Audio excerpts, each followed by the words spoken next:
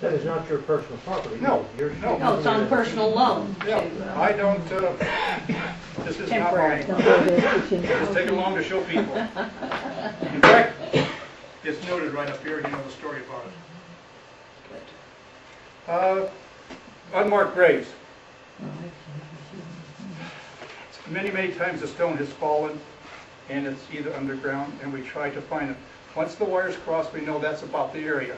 We take a little device like this called a probe. There's a larger one back there that'll let people use. This is my personal one because it's a little bit thinner. We start locating until we can find the stone. We dig it up with non-metal items. Plastic, fiberglass, garden trowels. Good example. Once you put a scratch on a stone, it'll probably never come off. That's all. So when you remove a stone from the ground, be very, very careful, very cautious, because more than likely it's probably damp, it's fragile. Take it out with a lot of respect and care. But this is how we find the stone, by sticking it in the ground. Yes, ma'am? Have you found that the ones that's buried underground, say 18 inches, are in much better condition than the ones that are showing? Yes, absolutely. They do not deteriorate underground. Once they're underground, they're protected from the, you know, the atmosphere, the elements. We find that many, many times. And if we find a piece of stone that we cannot match or save, we rebury it again. In approximate location we found it. That was what I was Yes. So if I have, in my little cemetery, if I had stones that are laying down, which I didn't, Can you see them? yes. Okay. So are they better off laying, and I could still see glimmers of the writing on them, but you really can't read them, so are they better off, if I can't set them up, are they better off face down on the dirt? It depends on your purpose. Do you want to rebuild that stone? Or, you know, what do you want to do? It's better right where it is right now, because there's no harm that's coming to it. No. You know, it's being protected by the Well, if it's face up, if it's Yeah. word up, then Yeah. you don't think it's going to hurt it any more than, Yeah. after all these years, than what it is. Anything that's exposed to the element, it's going to deteriorate. And I'm not And saying, I know there's others in there, Yeah. probably all the way underground. and I'm not saying covered up, because then it is gone in from sight. But if someone can see it, they can repair it. Let's talk about generic markers. This is just a miniature. We use larger ones of this. I think ours are about 18 inches tall. This is what they call a tumble stone. 2 pieces. I think I probably have $2 wrapped up in this thing right here. But at least it will mark a site of an unknown grave. I've got, again, at my cemetery, a grave that woman has been buried about 15 years. And I've talked to her daughter, who goes up there, but very minimum income. And I want to put a stone up there, and I couldn't find anything that they would even make me a stone if I could find it, you know, for $50. Yep. $2 is about what you have invested in. Now, just don't put it directly in the ground. Put some kind of a gravel base on it for drainage. When we have freezing and thawing, that stone's going to start jumping up and down over a period of time. We're leaning back and forth. If you have a gravel base, the water has a chance to, you know, to drain away from the stone itself. What do you have it stuck in there? Good. We use this item right here. It's a special air dry caulk. Please do not go to your local hardware store. Please do not go to your local super Walmart store. Please do not go to your super lumber store and buy any kind of an adhesive. Most of them have solvents in them, and solvents hurt the stone. This particular item does not. I've done a lot of research, and I found this one just fits the T just right. Temperature range to me is very important. I think this goes as high as 200 degrees and as low as 30 degrees below zero. So as using this in adhesive is an inexpensive way of making it. Is that an epoxy? No. Most of your monument companies will even give you some back. Yes. Most of your monument companies will use an epoxy. Epoxy is usually a 2-part adhesive.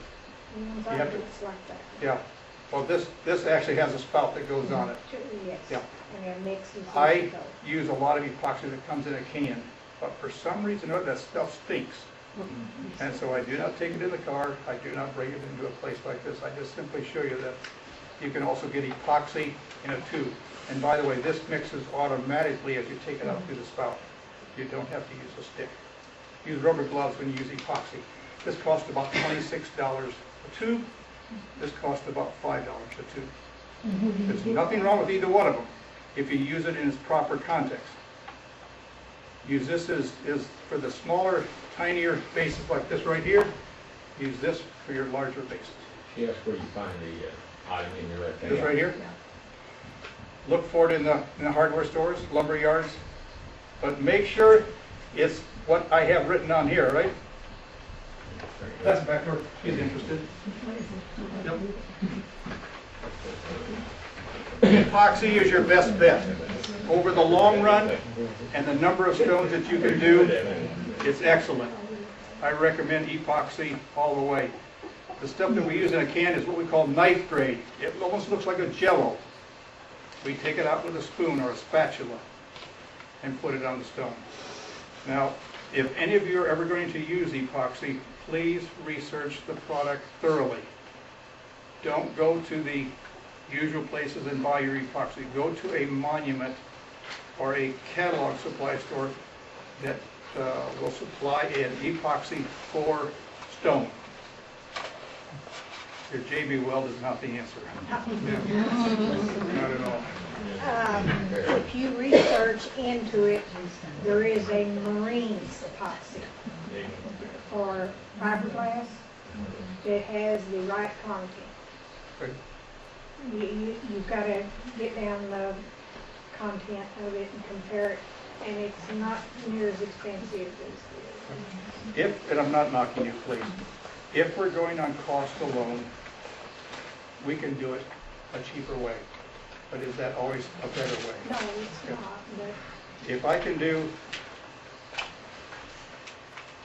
10 or 15 stones, put this tube right here, I'm going to use it because I know it's going to be good for 50 years under many, many conditions. I don't always know about the epoxy that I buy at the local Walmart. I don't know about it. I didn't get my Walmart. Yeah. I got it through a catalog company, but it is more available. If you're going to do this, research what you're doing. Ask a lot of questions. Ask the professionals. I'm available. You have monument dealers in many of your local towns or cities. Ask them, what do they use? Sometimes they won't use anything at all. I am a little queasy with that. And the reason being is that if a stone is loose, possibly, just possibly, there could be vandalism to push that stone over. And if it's glued on with some kind of a qualified adhesive, they're not going to push that stone over. They're going to go on to one that's a lot easier to do. If the stone is leaning, if it's glued down, it will last a lot longer in the lean position than it would if it were, not fastened down. Sometimes stones have pins, metal pins up through them. I don't use metal pins unless I have to because that just simply weakens the stone. So I try to stay away from that if I can. Okay, if you had a stone that was leaning, it's like a slab stone, and what you say is going to, so which is the best way to straighten it up? So you should dig this in and let this end settle, so that'll make it deeper? You try to have solid dirt on one side.